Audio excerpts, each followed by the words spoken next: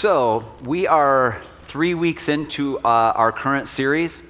As I had mentioned before, the point of this is remembering that our connection to Jesus is a relationship. It's not just a bit of knowledge. It's not something that we need to memorize so that we pass a test. It is exactly like when you meet a new person. You're starting a relationship. You're going to have times, there were times where you didn't know each other. Then you meet each other and you know each other. Then there's times where you're spending lots of time together. There's times where you're probably spending less time together. And over all of that time, you get to know this new person, whoever it is. And there are benefits to the relationship, and there are things that are sometimes a struggle with the relationship. It's not always easy. Sometimes it's hard. Sometimes it's better than you could have ever imagined. The difference with this relationship is that it has to do with forever for you. Our connection to Jesus is our connection to heaven. It's our connection to what happens after we leave this planet. And I've said this before, but there is no question that makes more sense for you to wrestle with. If you're here today and you're saying, I don't really know what happens after we die, you know what? It's important to figure that out. Even if you come to a conclusion and you say, well, I don't know for sure, maybe I'll change my mind later. I don't know, but don't set the question aside. And embracing that question starts with meeting Jesus. But also, we recognize that when we meet certain people, sometimes it changes how we live. You know, if you've known anybody who, like some of you who are of dating age, you have friends who once they get a boyfriend or a girlfriend, you stop hearing from them less, right? Because you meet somebody new and somehow it changes your priorities and what you want to do and what you plan to do with your time and where your focus is. One of the things that changes when we meet Jesus is because we live in a world that thinks in terms of not ever having enough. We could always have more. Even if we feel like we have a lot of one thing or another, we usually would say, well, but I'd take more of that if it's a good thing. And then for some things that we really like or really need, we would say, there's never seems to be enough of that. Never enough time, never enough money, never enough energy, never enough faith. But when Jesus enters the picture, that scarcity, that lack, is replaced with abundance. Potentially. I've mentioned this before, but it's kind of like having a bank account. And you could have $1 million in your bank account, but if you never take a withdrawal, it doesn't do you any good. Jesus says, I came so that they may have life and may have it more abundantly. So there's an abundance somewhere for each of us that sometimes we have to be reminded to draw on. The past few weeks, I've been telling you that when we meet a friend, or we have a friend that we want others to meet, we usually tell them about traits that we appreciate about our friend, things that we like best about our friend. So this week, I'd like you to meet my friend Jesus. He's overwhelmingly generous. We're going to start today in Matthew 14, where we see one of the clearest pictures of the generosity of Jesus. Not only in what he gives, but in how he gives. So starting in Matthew 14, it says this, in verse 14 of Matthew 14, it says this, Jesus saw the huge crowd as he stepped from the boat, and he had compassion on them and healed their sick. That evening, the disciples came to him and said, this is a remote place, and it's already getting late. Send these crowds away so they can go into the villages and buy food for themselves. But Jesus said, that isn't necessary. You feed them. They responded by saying, but we have only 5 loaves of bread and only 2 fish. Bring them here, Jesus said. And then he told the people to sit down on the grass. And Jesus took the 5 loaves and the 2 fish, and he looked up toward heaven, and he blessed them. And then, breaking the loaves into pieces, he gave the bread to the disciples, who distributed it to the people. And they all ate as much as they wanted. And afterward, the disciples picked up 12 baskets of leftovers. About 5,000 men were fed that day, in addition to all the women and children. So, no matter how we look at this story, it's overwhelming. 5,000 men, in addition to all the women and children. So, we could talk about how many that might be, that maybe it's probably at 10,000 at least. I mean, if every man comes with one woman, that's 10,000.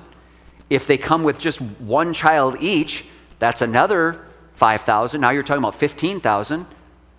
Maybe some come without a kid, some come with 3 kids. You don't know. Point being is, I think 5,000 is already so many that if right now we had 5,000 people show up here on the property and I said, okay, everybody, this is it.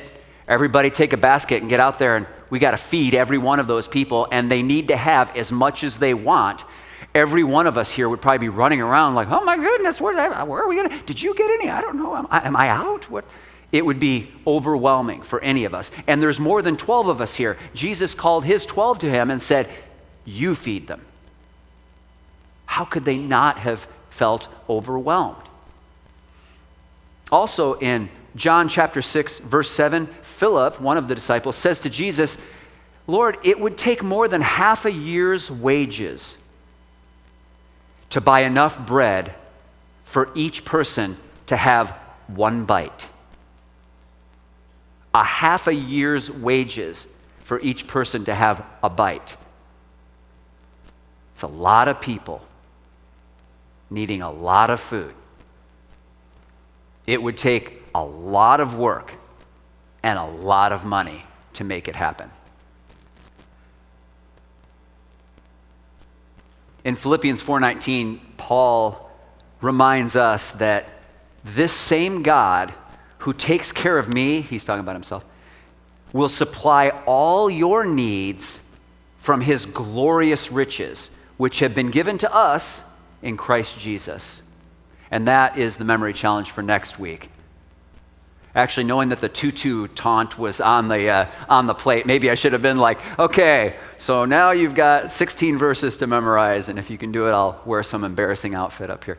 Anyway, this is for next week. Philippians 4:19, this same God who takes care of me will supply all of your needs from his glorious riches, which have been given to us in Christ Jesus.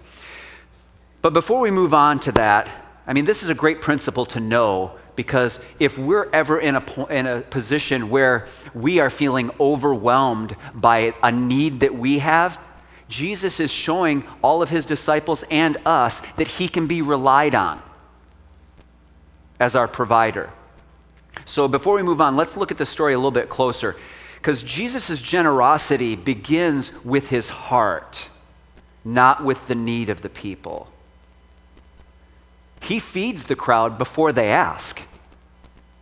None of them were like, oh, where's the snack bar around here? Is there a guy going to come by and sell popcorn or something? How are we supposed to manage today? Nobody. We don't read about that.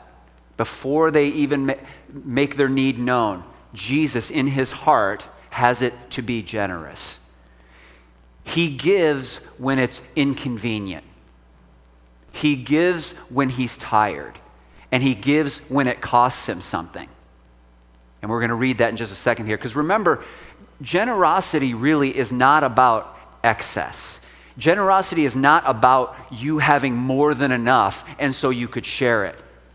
It's about compassion. It's about caring for others. It's about caring so much for someone else that we are moved to help. That's one of the problems we have right now. Most of us are so isolated, so busy, so distracted, that we struggle to see those who are in need around us. And if we don't see them, then we won't be moved with compassion for them. And if we aren't moved, then we aren't likely to help them. Jesus gives abundantly, not barely. Going back to Matthew 14 and verse 20, I'm just reminding you what we just read. It says, they all ate as much as they wanted. And afterwards, the disciples picked up 12 baskets of leftovers. So they ended up with way more than they started with after everybody had all they wanted. Also, I think it's interesting to look at in this story that Jesus said to the disciples, you feed them. He didn't say, all right, gather around. We're about to take care of this problem. I'm going to provide the food for this 5,000 plus crowd. He didn't say, bring me something to start working with, and then I'll make it more than you could possibly imagine. He says, you do it. So again, imagine when Philip says it would cost more than a year's wages for everybody here to have one bite. Hey, we need to get these people out of here. There's thousands and thousands and thousands of them. We need to send them out to, not to the nearest village to eat, to the villages. Implying there are so many people, they would overwhelm any one village trying to go get food. We got to get these people out of here. It would be completely overwhelming if he had looked to you and said, you feed them. You take care of this problem. And Jesus could have done it. He could have just miraculously had food show up for everyone. But he doesn't do things like that alone. He chooses to work through his people. He includes his disciples in that ministry. So anyhow, let's assume all 12 of his disciples, each one of them, have a basket, and they start handing out food. And it just never gets empty. Even when everyone has had as much as they wanted. Everyone eats. Overwhelming generosity. You know how we know it's overwhelming generosity? Because the need was overwhelming. That's my point, is that we are always confronted in life with things that are overwhelming. And we think they can't be fixed. We think there might be no solution. And then we become hopeless. But Jesus is our hope because nothing is impossible for him. Even in this situation, out in the middle of nowhere, very little resources, everyone eats. No one is left out. And there are leftovers. 12 baskets, one for each disciple. So Jesus didn't just feed the crowd. He taught the disciples, you can trust me to provide, even when it seems impossible. His generosity always exceeds the need. We may not always feel it, we may not always get a hold of it, we may not always see it around us, but his desire and his ability to be generous always exceeds the need. There's always more grace, there's always more mercy, there's always provision beyond expectation. If everyone in that crowd has as much as they wanted, how many bites is that? If it costs half a year's wages for everyone to have one bite and everybody has 20, that's 10 years' wages. Do you see what I'm saying? The point isn't if I go to church and I pray and I read my Bible that I feel like I can trust that things might get taken care of. It's that he's trying to convince us that it could be completely impossible, overwhelmingly impossible. And his desire to be generous out of his compassion, out of his care for all of us, for you, is way more than any need. But he wants to do it through us. So we have to trust him.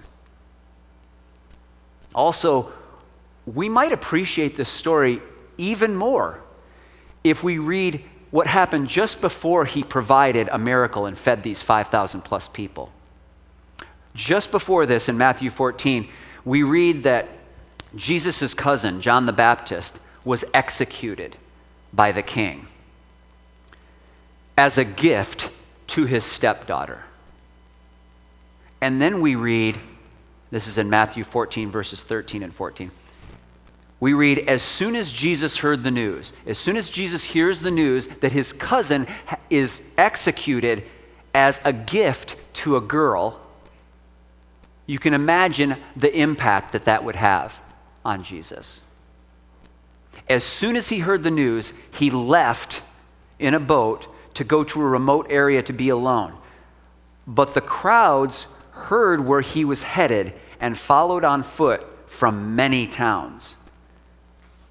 Then Jesus saw the huge crowd as he stepped from the boat, and he had compassion on them, and he healed their sick, which is how we started reading today.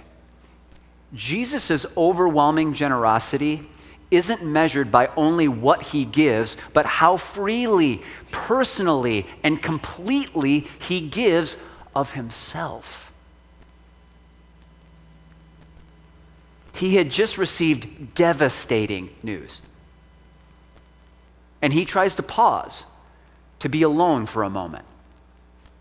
And before he can have even a moment alone, he's headed off. Crowds already there. But his response isn't, hey, can y'all give me a minute? 1 minute? He doesn't say that. Scripture says he saw them all before he even got off the boat. And his initial reaction was compassion. In the middle of his mourning and his grief, he feels bad for them. Then we read that Jesus heals all who were sick among them. Just a reminder, the crowd was over 5,000 people. And that was just the men. Also, people were pursuing Jesus. You go through all the Gospels. People were continually seeking out Jesus so that they or their loved ones could be healed. That's why they were coming to him. That's why they had heard about him. That's why they were chasing him wherever he was. So this 5,000 men group, or whatever it is, 10, 15,000 people, families, they weren't all there just like, hey, I heard Jesus is around. Hey, we got nothing else going on today. Why don't we make a picnic and go out on the hill and just hear what he has to say?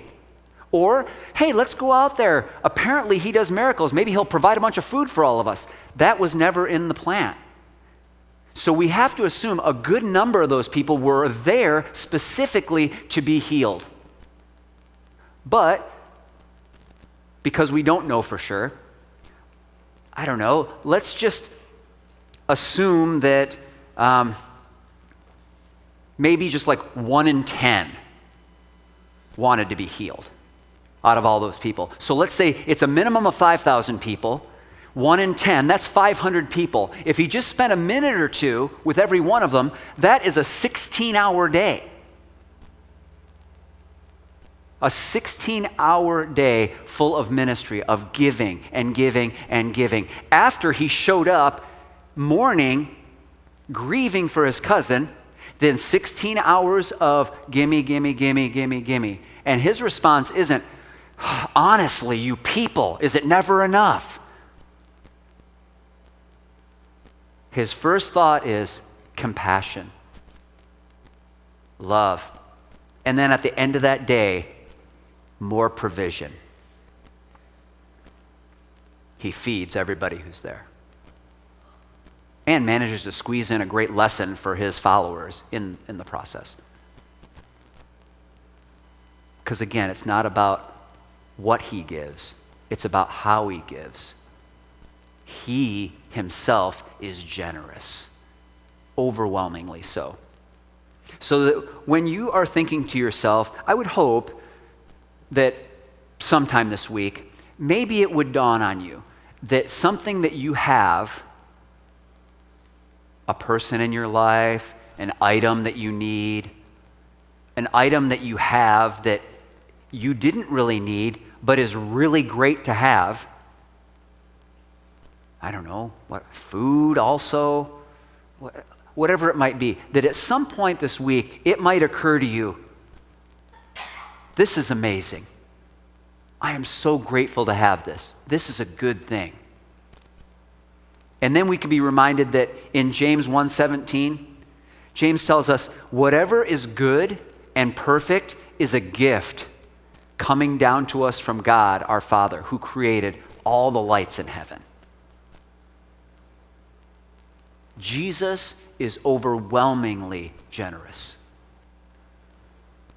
with his compassion, with his power, with his provision, and with his presence, and ultimately with his life. When we bring what little we have to Jesus, we discover that in him there is always more than enough.